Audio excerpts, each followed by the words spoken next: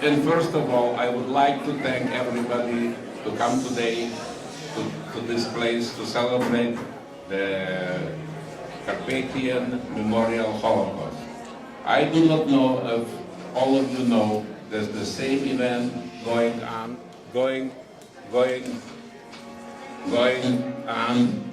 in 5 different cities of the United States. This is the first year where we started to do this kind of, that in the same time we celebrating or gathering together for the Holocaust Memorial in Miami, in Hungary, Budapest. Also we started to do in California, and obviously one is going on in Israel, in Yad Vashem, organized by Zal Milbauer, who is the president of all Carpathian Jews. So I welcome you all, and I want to tell you that every year on the same time we're going to continue to do this kind of event. We decided with the board and with Alex Rowe that he's always going to sponsor this kind of event, and we're going to remember our grandparents, parents, the children are going to remember us many, many years in the future. Thank you for coming, and I would like to introduce you Hannah Hoffman, who is the organizer of this event. Thank you. My name is Hannah Hoffman, and I was approached by Zev Milbauer in Israel to organize this event for our survivors in New York City, Connecticut, and New Jersey. I want to thank you, especially our survivors who are here today with us. It's very, very important for us to have you here. So today, May 6, 2018, the annual memorial service honoring Carpathian victims of Holocaust is being held at the Hall of Remembrance in Yad Vashem. In the wake of World War II, each Carpathian community of survivors, their children and grandchildren organized their own memorial service. With the number of Holocaust survivors rapidly diminishing, we members of the second and third generation find it imperative to continue commemorative services to remember the victims of the Shoah and celebrate the survivors. For many years, Yad Vashem remained the principal location for Carpathian annual memorial service. Last year, for example, more than 300 people attended the service, including several Holocaust survivors still alive, children of survivors, and even their grandchildren. In 2016, the Association of Carpathian Jews in Israel put out a call to Carpathian Jewish community outside of Israel and invited them to mark their own commemorative events. In Budapest, Miami, Uzhgorod, Jewish communities enthusiastically embraced our invitation. This year, 2 more major Jewish communities, those of New York and Los Angeles, are holding their memorial service the same day as we do. Just like we did a year ago, we are broadcasting live the memorial service held at the Hall of Remembrance at Yad Vashem, so that all the communities joining us today will have the opportunity to be part of our service. They will also have a chance to incorporate elements of Yad Vashem events into their respective ceremonies. I want to thank the organizers of Memorial Service in Budapest, Uzhgorod, Miami, New York, and Los Angeles, as well as all attendees, for keeping memory of the victims of the Shoah alive and passing on this very important event. Everybody stand up and we'll Please listen to them. stand for the anthem of America and Tikva.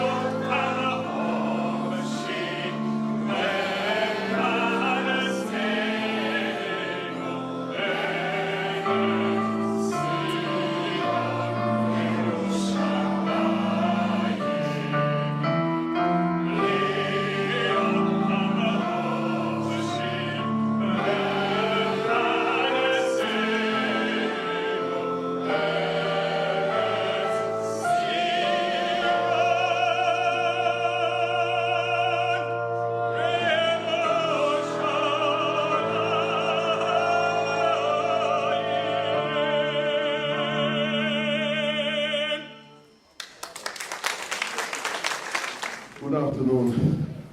How are you? I used to say, ladies and gentlemen, we are all ladies, we're all gentlemen, but I think most of the people who are sitting here are very well known in our Carpathian diaspora. I would like to welcome everybody who was able to find time to commemorate parents, grandparents, aunts, uncles. I'm sure that all present here lost in Holocaust somebody. But first of all, I would like to thank for the organizers of this event. First of all, Hannah Hoffman, who's also Carpathian, who gave it the idea. Let's applaud him. We gave it the idea to find time and place to make it. She called me, we met each other here on this place. We was talking by phone, but personally we met just here. And when she called me and said that if I will support this and what they need is maximum is a place in our shul. And I called my longtime friend, Michael Spiegel, who is the principal and director of this yeshiva, and he liked the idea, and we immediately start support. But without organizing team from HANA, and especially from our also Munkacher guy in Israel, Zev Milbauer, who is very, very prominent man in Israel in doing a lot for keeping in memory this campaigns. We will not go ahead. Personally, I lost also a lot of my relatives, including all my grandparents, and all together I counted with my mother, 14 people who didn't come back from Holocaust.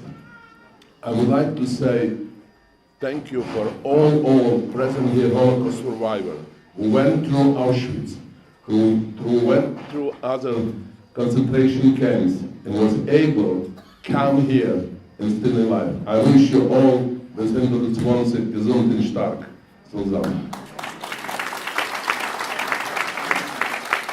And because this is commemorial, I was thinking who from elected officials we should invite. Okay, I was thinking whom elected official we should invite. And what I was thinking, it came to my mind that I will invite a very, very prominent person.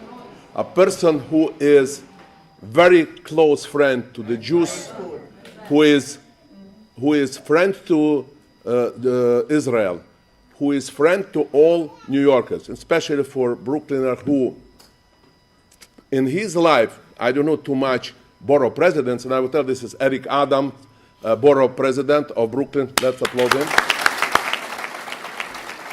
I don't know too much borough presidents, but even mayors who personally went and visited Auschwitz. I don't know. Maybe you will know, but I know that this gentleman with his wife went and see, not in delegations, personally, some on his vacation time. And was very, very shocked and surprised from things what he saw there and what he heard. This gentleman also went to Israel twice, just to see and to understand what is going on. I'm not talking about his biography because he started up like a police officer, sergeant, lieutenant, captain, and then he became a senator of state of New York, and now for almost 3 years already, borough president of Brooklyn. But you know, we know all of them, of us knows what it means, a word, a mensch. So this gentleman is a mensch, and I would like to introduce him, Borough President Eric Adams and future Mayor of New York. Please.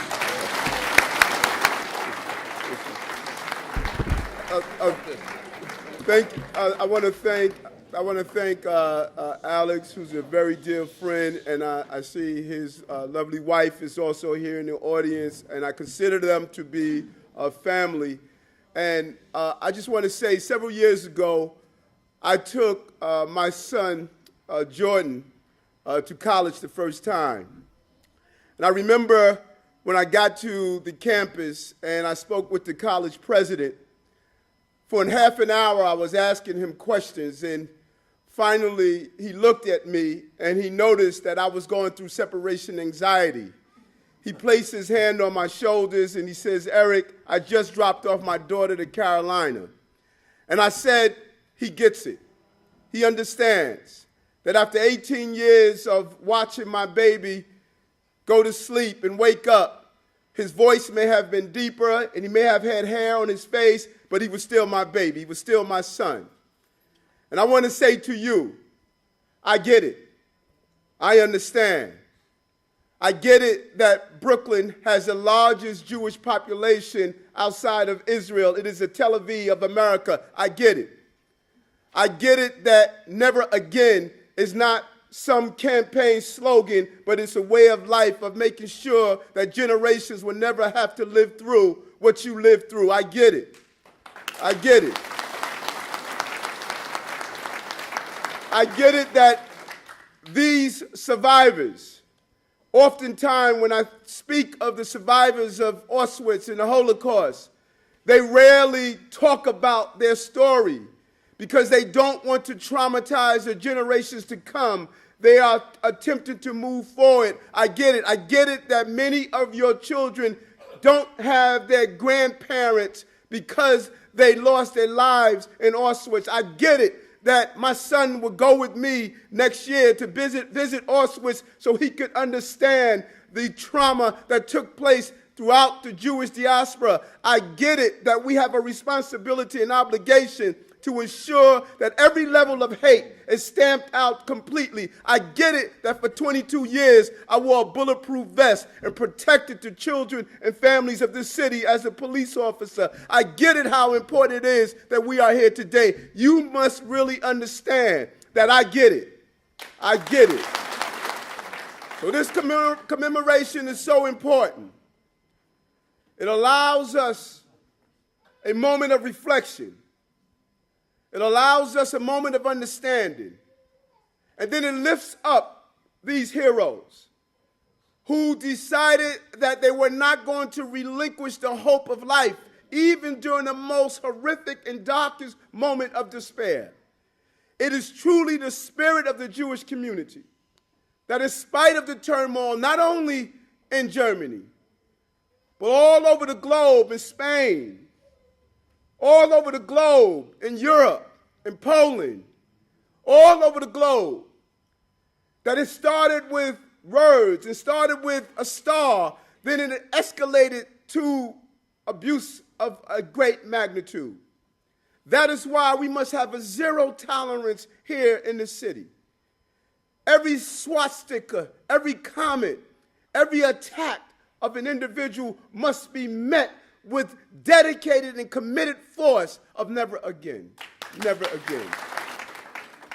So during my trips to Israel and walking through the Holocaust Museum, walking through Auschwitz, looking at the mounds of hair and looking at the suitcases and the glasses, looking at the outfits of stripes, looking at the children who are now elders sitting among us, I understand completely and rededicate my life to join you in the uniform chorus of never again, never again. Thank you.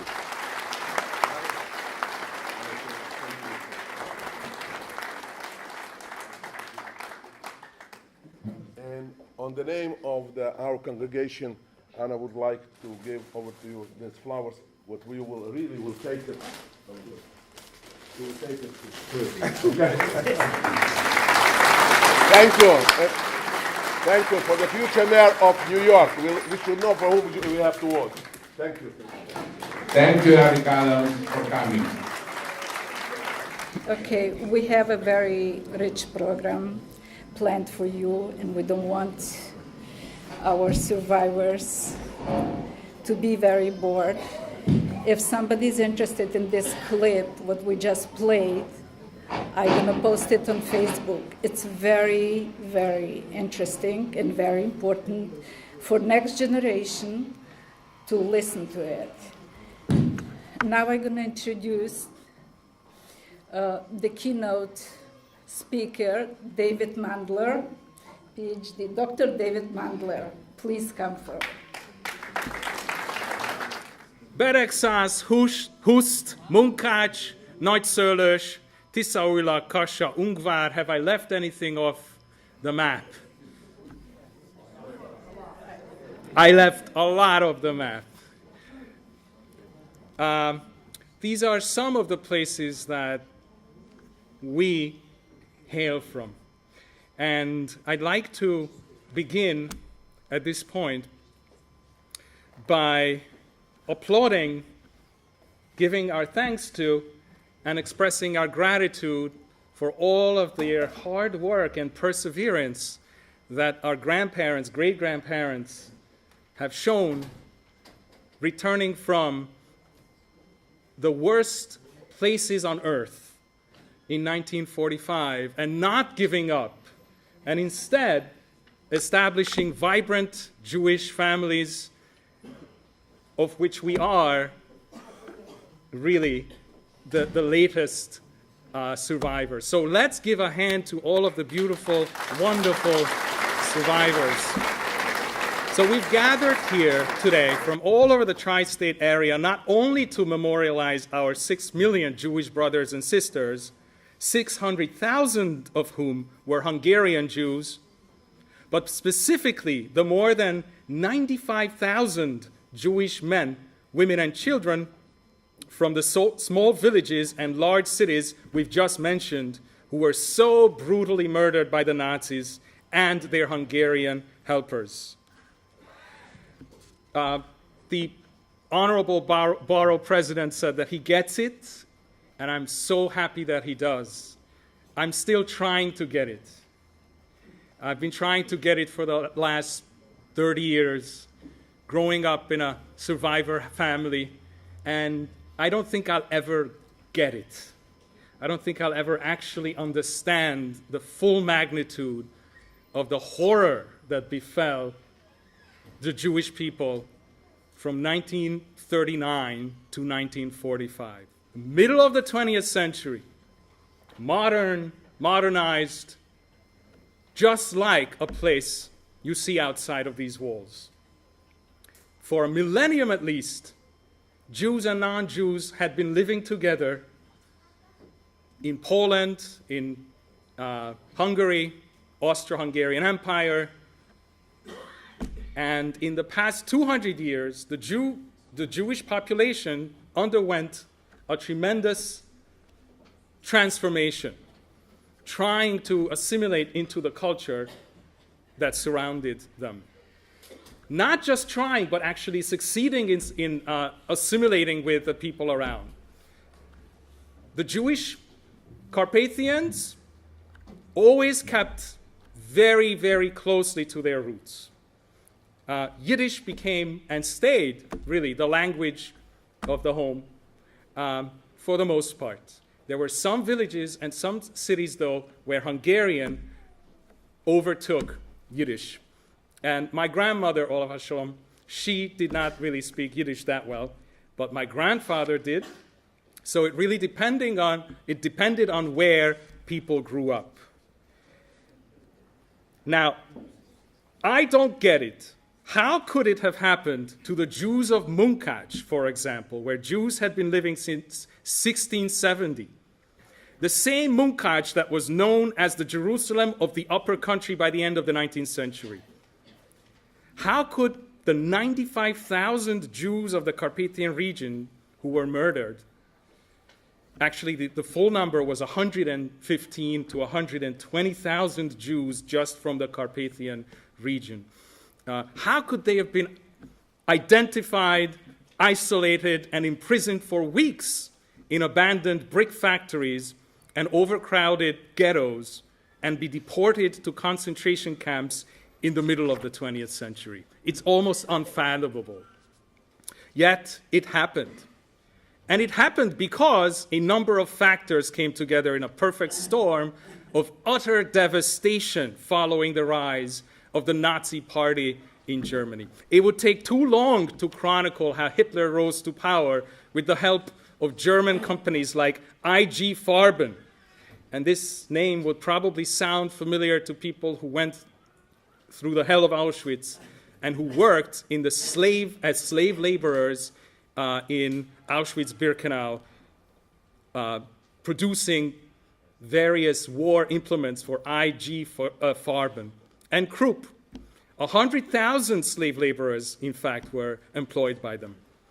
So, fearing the gains of communists and how the German masses were eager to restore their country to greatness after losing World War I and following decades of economic hardships were converted, these industrialists put their money where their fears were, behind Hitler and his Nazi party.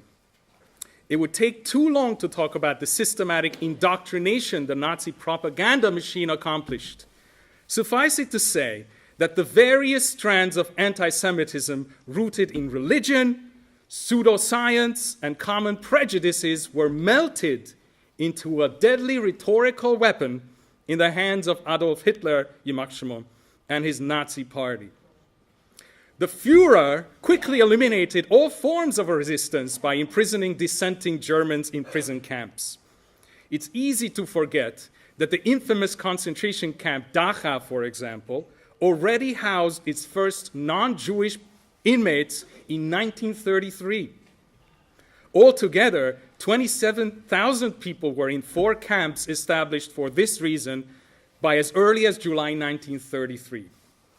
Non-Jewish prisoners, prisoners of conscience, of war, prisoners, political prisoners were imprisoned in these places. From 1933 until 1940, when Auschwitz I, II, and III were established, the German population was exposed to a daily dose of race-based anti-Semitism and a virulent form of xenophobia.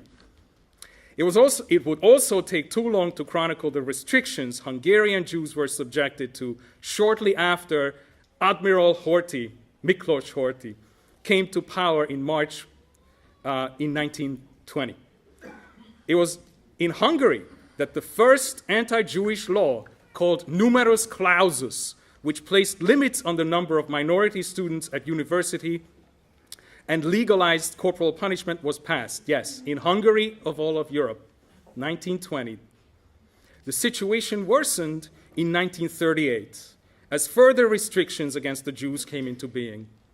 The Carpathian region, part of Czechoslovakia for almost 20 years and enjoying a renaissance for the Jews living under the benevolent rule of Thomas Masaryk. Anyone remembers Masaryk? Masaryk, right?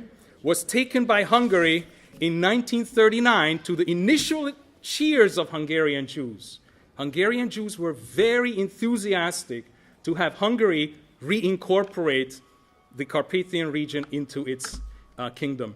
They cheered, as my grandfather says, Olaf Shalom, the Hungarian soldiers coming back to liberate the country. Almost immediately, the jeers of the Hungarian authorities turned the cheers of the Jews into tears. How could neighbors turn on neighbors? I don't get it. And why did others, as small in numbers as they were, risk everything they had to serve their neighbors? Why didn't more people decide to take that route? How would I have acted in 1944 as a non-Jew? How would you? How would I act in 2018 if our nation turned on a minority living in this country? How would you? I was born and raised in Budapest, 2 generations removed from the horrors of the past, while my father, sitting here, is from Szeged, Hungary, and has his own miraculous story of survival that deserves a speech all of its own. I will save that for another day. My mother grew up in Munkacs. Her father grew up in Csongor, and her mother in Vári. So let me talk briefly about my family members. The speech will take about 15 minutes, just so you know. My father, Moses Rosenfeld, who's always Zaidi for me, and whose kippah I'm wearing on my head. My grandfather, sorry. My father is here. My grandfather never discussed anything relating to the Holocaust with his daughters. But he did discuss them with me and my brother. From the age of 8 on, I was captured by Zaidi's stories about his own personal experiences from his days in the Czechoslovakian army as a cook. When an army major wanted to cut the line to be served first, my intrepid and mischievous grandfather replied, "You can do so, but only if you cut half of your mustache off. Then you can cut the line to be served first." So this was the kind of grandfather I had. To his journey from Mauthausen, along with about 2,500 and 3,000 men, to Gunskirchen. Incidentally, Gunskirchen was liberated on May 4th. And May 4th happens to be the birthday of my mother, who's sitting here, May 4th, just 2 days ago. Happy birthday, Mom. Because of my tender age, he spared me the shocking details of what was going on in Mauthausen and Gunskirchen. But I remember his telling me that the last 5 days before May 4th, 1945, conditions deteriorated to such an extent that the starving inmates had received no food at all. And I'm sure some of our wonderful survivors remember what it feels like, and we cannot even imagine, because they worked so hard that we cannot even imagine what it feels like not to have enough food. While my grandfather had vividly described the scene at Gunskirchen, especially mentioning the reprisals many liberated Jews took, pushing some of the collaborators into the latrines, I would like to share with you the eyewitness account of an American soldier approaching and then arriving at the concentration camp in order to give us a vivid sense of how outsiders saw this hell on earth. This comes from a U.S. soldier, American soldiers' written testimony. Quote, "Then came the next indication of the camp's nearness, the smell. There was something about the smell of Gunskirchen I shall never forget. It was strong, yes, and permeating too. Some 6 hours we were left, after we left the place, 6 hours spent riding in a jeep where the wind was whistling around us, we could still detect the Gunskirchen smell. It had permeated our clothing and stayed with us. Of all of the horrors of the place, the smell, this U.S. soldier says, perhaps was the most startling of all. It was a smell made up of all kinds of odors, human excreta, foul bodily odors, smoldering trash fires, German tobacco, which is a stink in itself, all mixed together in a heavy, dank atmosphere in a thick, muddy woods, where little breeze could go. The ground was pulpy throughout the camp, churned to a consistency of warm putty by the milling of thousands of feet, mud mixed with feces and urine. The smell of Gunskirchen nauseated many of the Americans who went there. It was a smell I will never forget, completely different from anything I've ever encountered. It could be almost seen and hung over the camp like a fog of death." End quote. The fog of death enveloped the emaciated Jews after liberation too, when many of them rushed to eat the food the benevolent American soldiers had provided. Starving, they rushed to eat whatever they could. Thankfully, Zaidi had known better. Instead of opening the canned food, he buried the containers in the forest for later use. As he would tell us often with a palpable sense of regret, even 40 years after, he did not get to use it, though, for when he later returned to retrieve those canned foods, he found an empty hole. Evidently, someone had gotten to it first. He then wanted to get some clothes, as his own were in tatters, and stumbled upon a dark basement full of clothes. He put on some in haste and exited the basement, only to encounter an American soldier at the entrance with a machine gun pointed at him, screaming at him to raise his hands. Looking down on his new clothes, Zaidi understood the American soldier's unease. Zaidi was wearing SS clothes. Only after he had taken the agitated soldier with a flashlight to the basement full of neatly folded Nazi uniforms did the soldier become appeased. I heard the same story from a neighbor of mine who also had this same experience of putting on Nazi clothes and almost being shot on the spot for that. Everyone I knew as a child had sustained heavy losses in his or her family. There was one thing Zaidi had never talked about until the very last years of his life: the gassing of his first wife and 2 little daughters. You see, he didn't want his faithful wife, my grandmother, to hear him.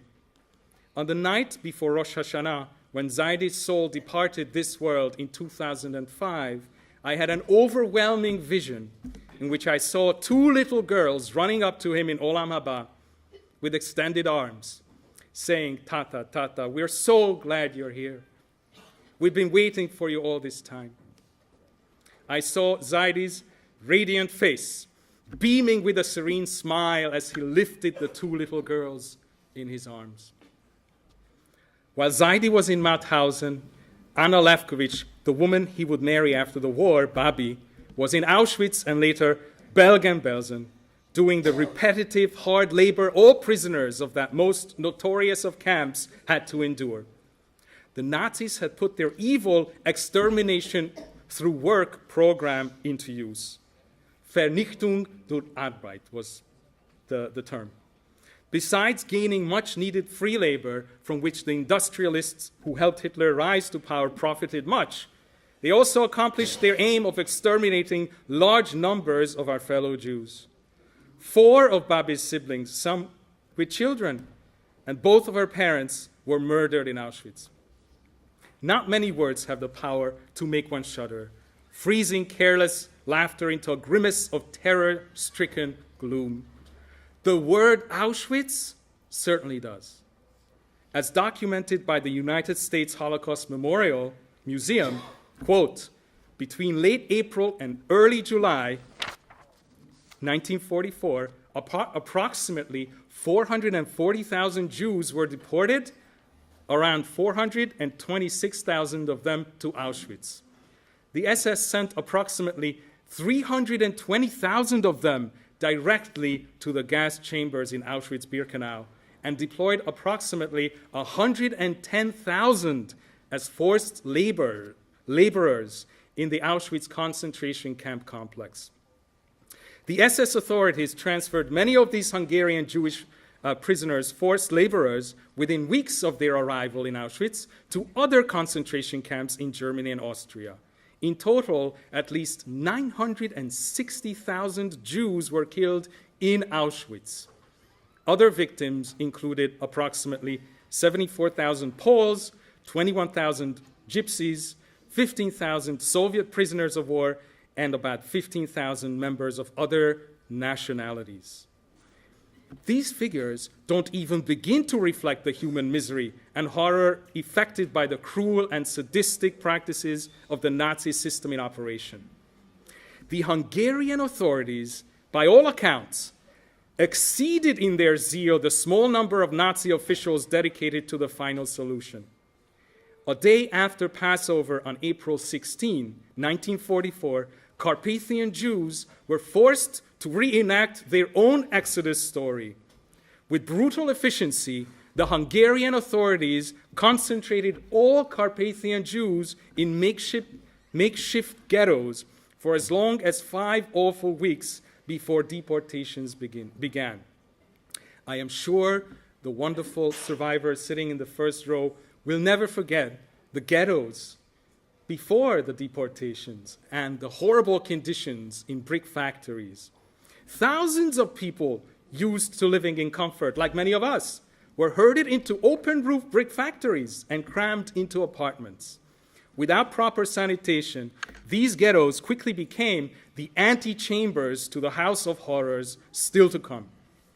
Between May 15 and June 7th, 92 trains traveled through Kosha on the way to Auschwitz. Each train consisted of 45 cattle trucks. More than 70 people with their luggage were crammed into each cattle truck. Many died on the way. Only 1/3 of the arriving Jews were spared. The rest gassed on arrival. I'm almost done. Although all of her family survived, the selection process, my beloved neighbor sitting right here, Cecilia Mashkovich from Tisa Uylak, we call Tsilineni, lost her parents and 2 younger brothers in Auschwitz. After being separated from them, Tsilineni and her mother heard children yelling out some names of the towns over the wire fence, separating the male barracks from the female ones. Tisa Uylak was one of the names or the towns one of the children was yelling out, and it turns out it was her younger brother. On September 26th, Erev Yom Kippur, Kol Nidre night, 1944, the message on a brick thrown over the fence was stark. Please pray for us. The Germans will gas us tonight. Just so, the women could hear the piercing screams of at least 500 children as they were dragged out of the barracks and loaded onto trucks at 9 p.m. when the lights were cut in all barracks. He perished along with 2,000 children on Kol Nidre night in the gas chambers of Auschwitz. I will never experience Kol Nidre night the same way again after knowing about this story. It was the beginning of a cruel and shocking end for the Altberger family, whose members were so beloved by their non-Jewish neighbors and friends that one of them, a certain Mrs. Siladi, had even proposed to shelter the boys until the end of the war. Her husband had dug a hole in the basement or outside somewhere. Only at the last minute did the boys change their minds and joined the doomed family. So yes, there were some individuals who were willing to take the ultimate risk for sheltering Jews. Alas, they were the exception. Sadly, in today's Hungary, unlike in Germany, where the Holocaust has been thoroughly dealt with, voices of the far right once again have appeared, sporting the slightly revised outfits worn by the Arrow Cross party members, the killer Hungarian Nazis. But the biggest threat in Hungary today is not one directed against the Jews, at least not yet, but rather the pervasive rhetoric of xenophobia that a corrupt regime, which is only interested in enriching its small ranks at the expense of the Hungarian society at large, has been spreading far and wide for at least the last couple of years. So what can we do about it? First, stay informed. Second, if we have any means of influence in any part of the world, exert it. The power of the purse is great. Any cultivation of ties, political, business ties, with the dishonest band of thieves and pathological liars known as the Fidesz party and its head Viktor Orban amounts, in my humble opinion, to a desecration of the memory of the more than 500,000 Jewish brothers and sisters turned over to Hitler's machinery of death by Admiral Holtby in 1944. Here in the United States, while 58% of people asked in 2018, just now, on a survey, said the Holocaust could happen again, 58% said in the US that the Holocaust could happen again. The biggest danger is not hostility directed against Jewish Americans, but rather indifference. Who cares? Indifference. The Holocaust is fading from memory. This unprecedented crime is slipping into the fog of oblivion. 45% of Americans could not name a single concentration camp or ghetto out of more than 40,000 camps and ghettos. Not even Auschwitz. 45% of Americans cannot name Auschwitz. What can we do to make the younger generations care about what happened to their grandparents, great-grandparents, from Munkács, Beregszász, Nagyszülős, all the places that you've mentioned? What can we do to strengthen the identities of third and fourth generation American Jews with Carpathian roots? Memorials like these will certainly help. Cementing intergenerational relationships will certainly help. Visiting grandparents who show loving kindness will certainly help. But the fact is, the living memory of the Holocaust will gradually be transformed into moving images on screen, as the last of the survivors, bis 120, transition to the world to come. All we can hope for is that our generation can absorb enough information and passion to keep the flame of remembrance alive. On a spiritual level, I am confident that no future Holocaust could ever occur if we took the words of Isaiah, the prophet, to heart, about which fast Hashem esteems precious. We read his words on every Yom Kippur, on the yard site of those thousands of Jewish children murdered in the gas chambers of Auschwitz. This is what he says. Isaiah gives us the blueprint to gain Hashem's favor, which perhaps is also the best prescription for achieving social justice. The prophet Isaiah says, "Loosen the chains of wickedness, undo the bonds of oppression, break all yokes of tyranny, let the crushed go free, feed the hungry, clothe the naked when you see them, never turn from your fellow." Our grandparents and great-grandparents have been repeating Elie Wiesel's famous words, never again, and the borough president repeated it again, ever since Elie Wiesel coined it in 1945. He is right. We must affirm every year our determination to never again allow another Holocaust to happen to any group of people. But in our own age, we must make the specific horrors Carpathian Jews, Hungarian Jews, and all Jews suffered in the Holocaust only because they were born or were seen as Jews, and make it fit our own challenges. We must pledge to never again build fortresses of indifference around human hearts. Never again stay silent when authority tries to extinguish empathy. Never again let mean selfishness water the putrid soil of prejudice. Never again allow demagogue ideologies turn human hearts and humans into beasts.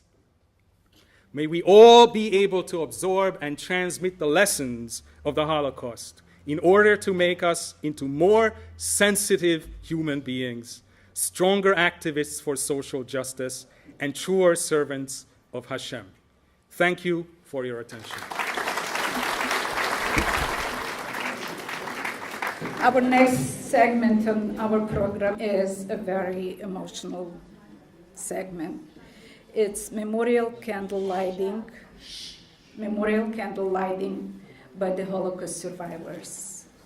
I will read the names out and we'll start the lighting of the candle. This menorah here with the candles has a very special meaning. Also survived Holocaust from Europe. It's my own menorah. So we'll start. First candle gonna light Mr. George Mangler.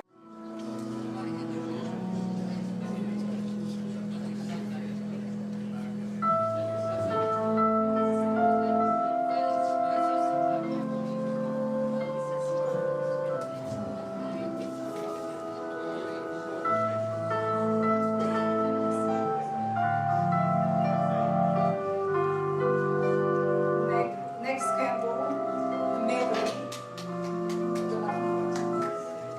Where's Millie?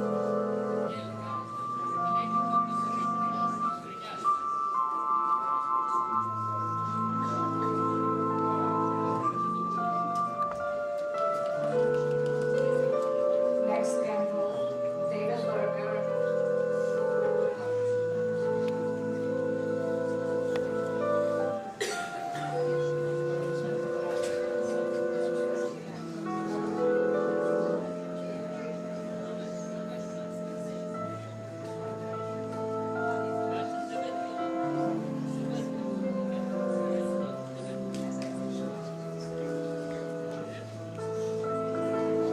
Next candle, it's in her.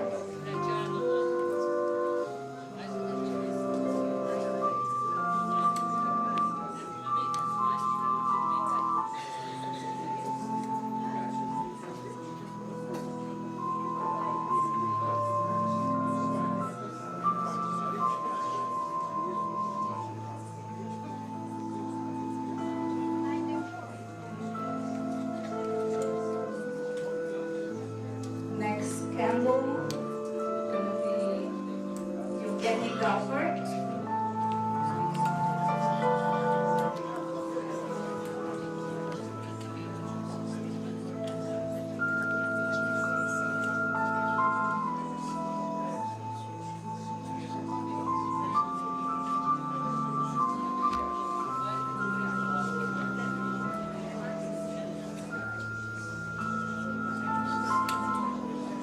And the sixth candle, it's my pleasure to give it to Alex.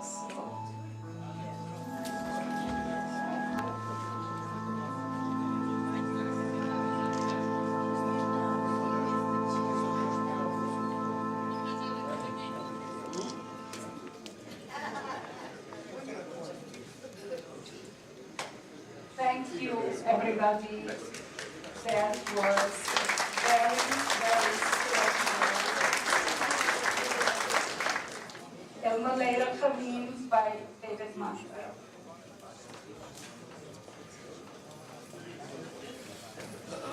I'm going to sing the memorial to our 6 million holy ones who perished in the Holocaust.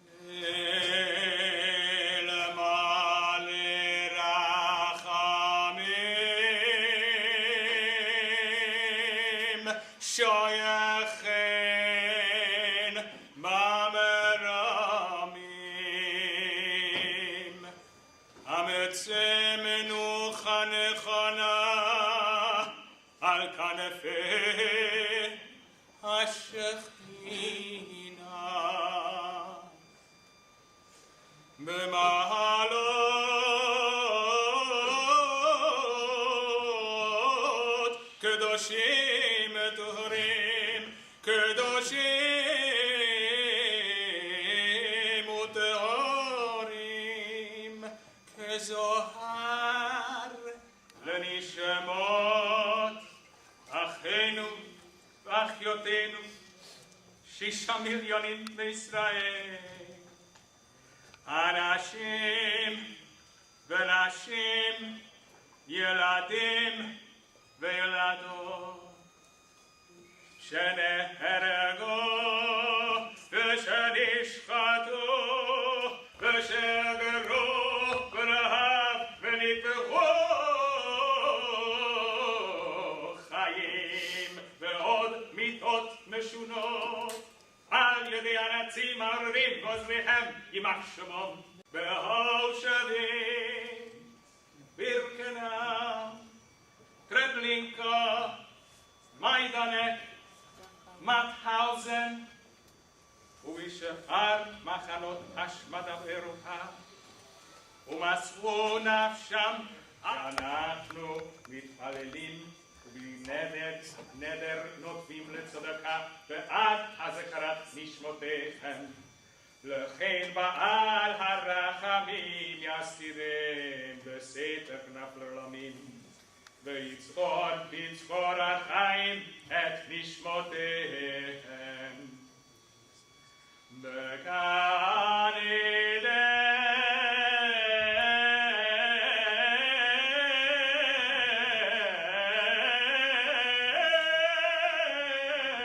עדן בגן עדן ארץ אל תחסי דמם ואל יהי מקום לזעקתם בזכותם נידחי ישראל ישובו לאחזתם והקדושים לזיכרון תמיד נגד אדוני צדקתם יבואו שלום ויענו בשלום על משכבם וימלטו לגורלם לקיץ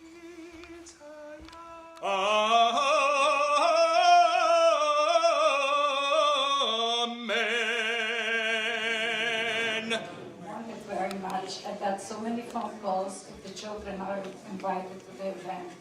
Yes, they are invited. And I told everybody, this is our next generation.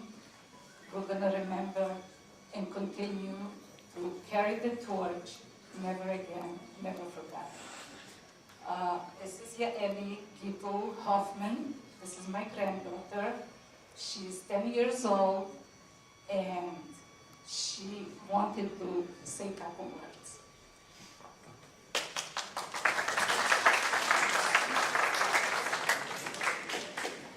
My name is Yaeli Gittel Hoffman, and as a 10-year-old, I know enough about the Holocaust to draw the conclusion that it wasn't the happiest point in our history. Part of the reason learning about the Holocaust is important to me is that I have a connection with it. First of all, 4 of my great-grandparents were survivors, and if they didn't survive, I would not be here today. Second of all, my name comes from one of my great-grandmothers, whose name was Gittel Hoffman, and she survived the Holocaust. Thank you for having me today.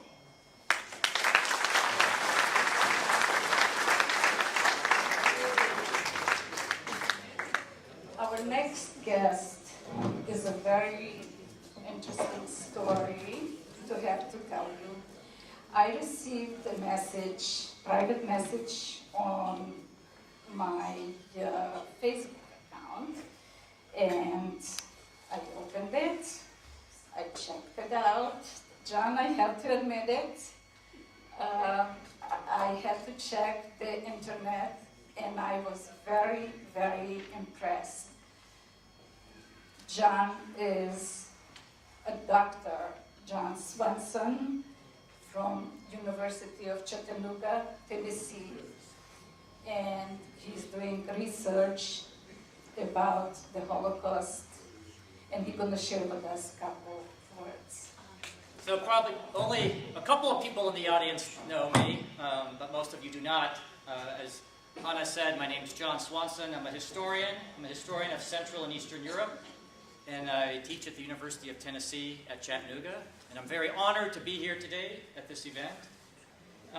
And recently I have begun a project looking at the Jewish communities in Carpathia. And a lot of times in English we now are saying Subcarpathian Rus is a kind of an expression that's become quite common to talk about this Transcarpathia or Carpathia. I should also say that I am not personally connected to the region. My background actually is mainly Swedish, but I am a historian of Central and Eastern Europe. And you might ask, what brought me to this topic that I am interested in and moving forward with? And everyone in this room is probably familiar with the Auschwitz album. The album of about 200 photographs that was found at the end of the war by Lily Jakob. They're the really only photographs that exist of Jews arriving at Auschwitz. And I was familiar with this album, and I always thought what's interesting is that these photographs are used in a lot of exhibits, in a lot of books, but we don't really know much about, outside of this room, of course, people don't know much about the Jewish communities of Subcarpathian Rus.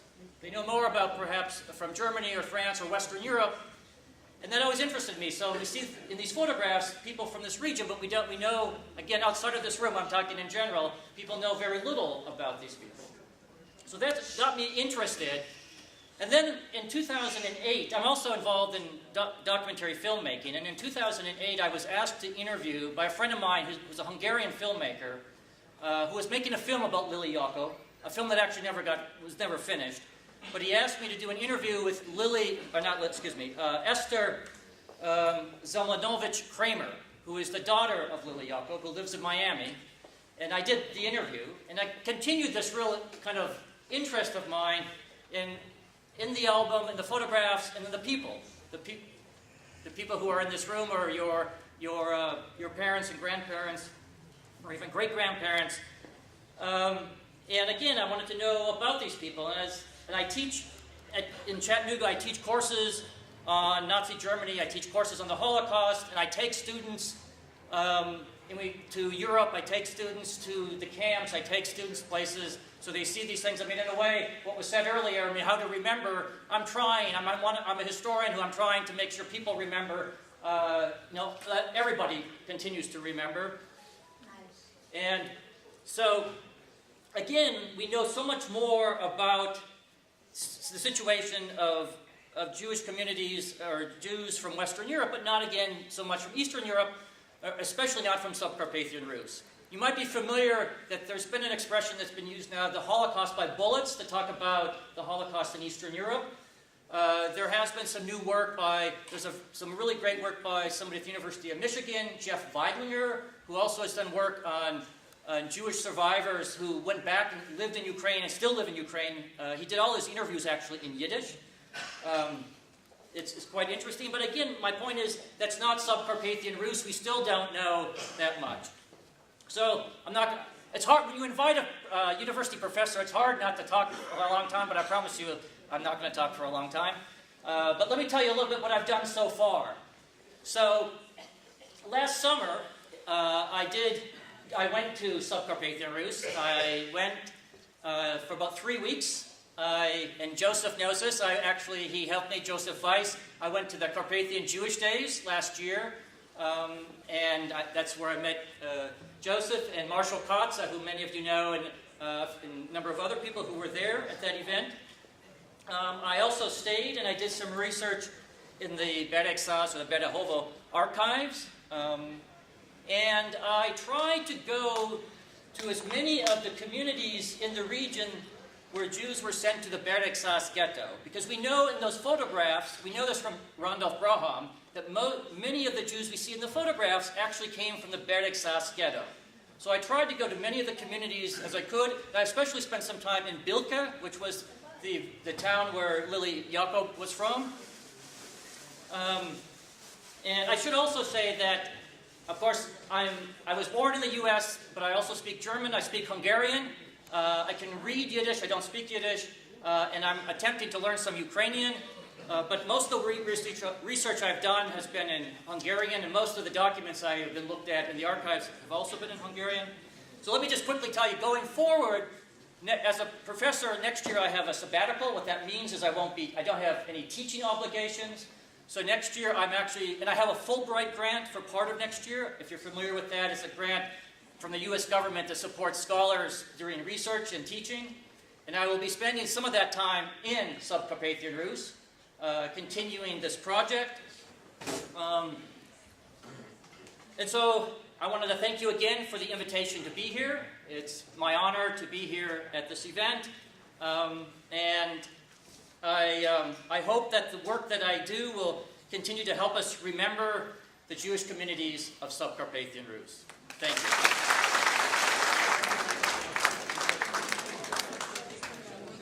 Our next event, when I started to plan this event, I was posting on Facebook, I was calling friends, please send me the names of the Holocaust survivors that they are with us. We wanted to prepare for them a certificate of heroism and thank them for their here with us today. So I got really nice response, and my grandson David Klein, he prepared all the certificates. He is 11 years old. Yes, we have to teach the kids about Holocaust. It's very important, again and again, that they gonna carry the torch for us as the next generation.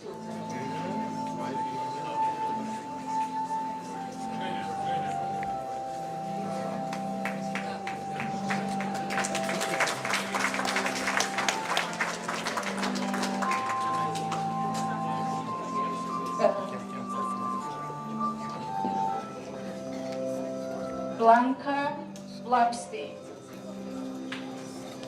Is here Blanca Blabstein? Just one second. Thank you.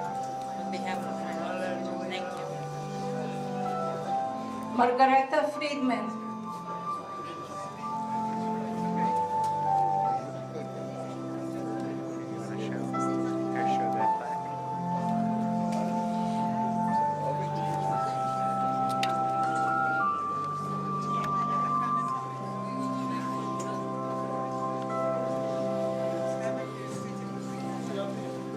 Melly Zolden.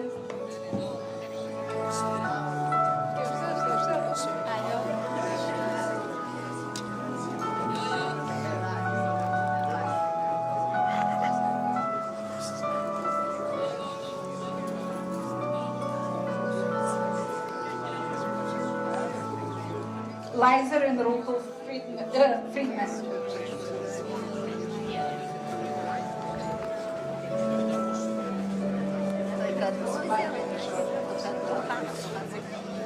Itzhak David Hertz. Sit there, Itzhak.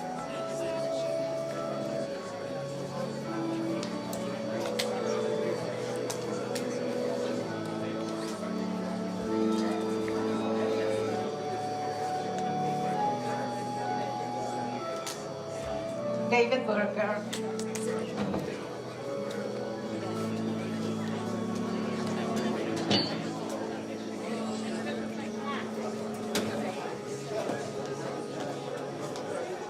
George Mandler.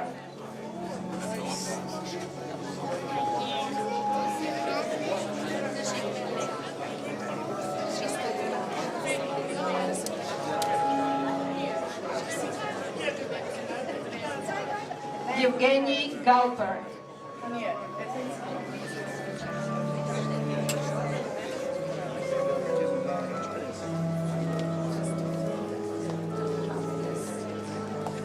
Malo uberete, zrobiť vám fotku.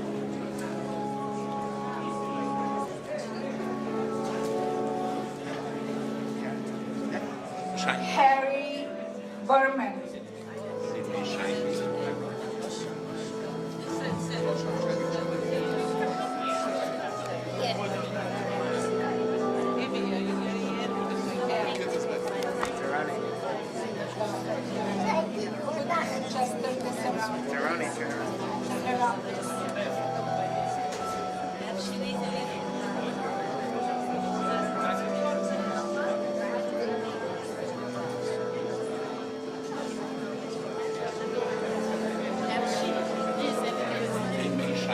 Meyer Shlomovich.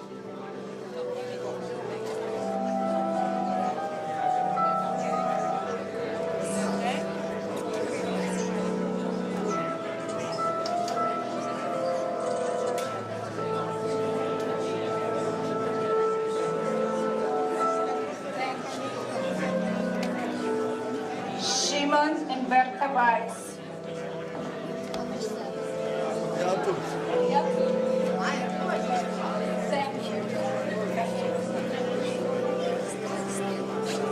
My brother is one second. Gratuit.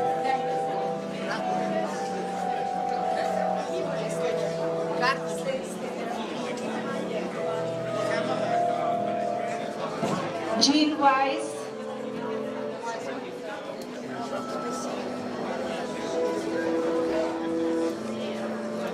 Jean Weiss.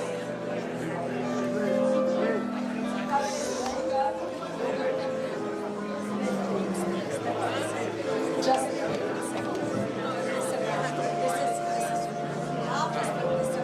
hold it.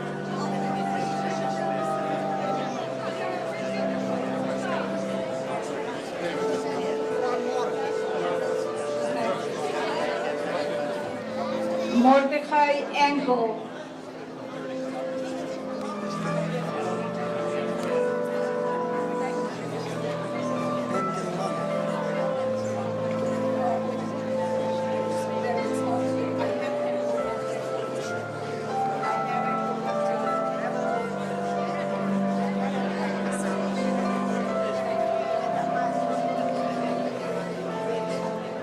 Michael Engelman.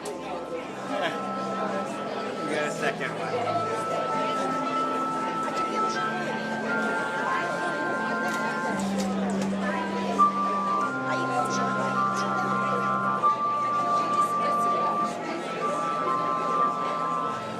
Berko Bermenstein.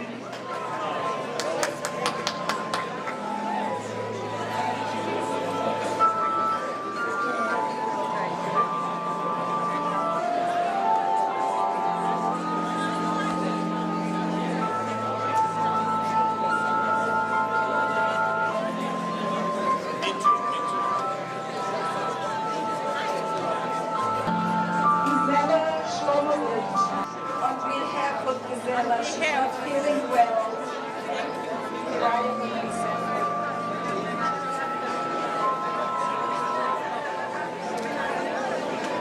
Cecilia Moshkovich.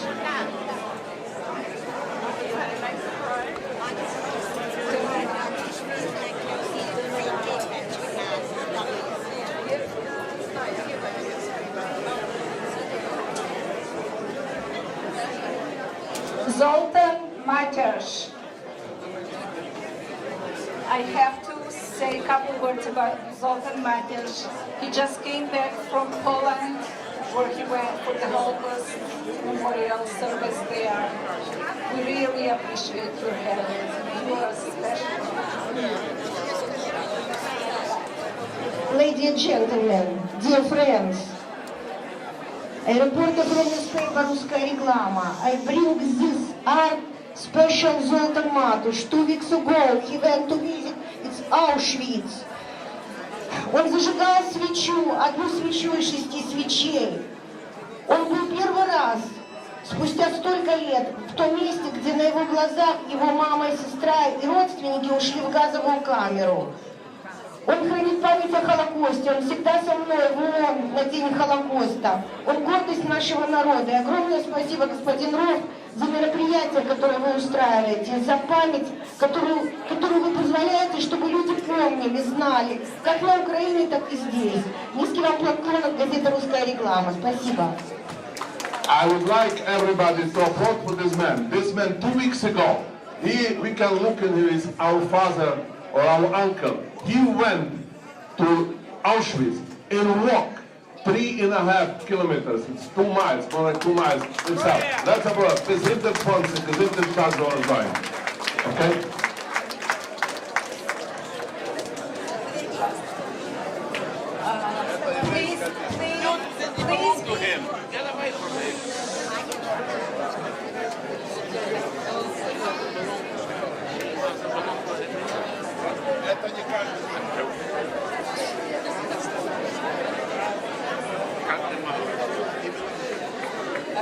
Ada Gershkovich.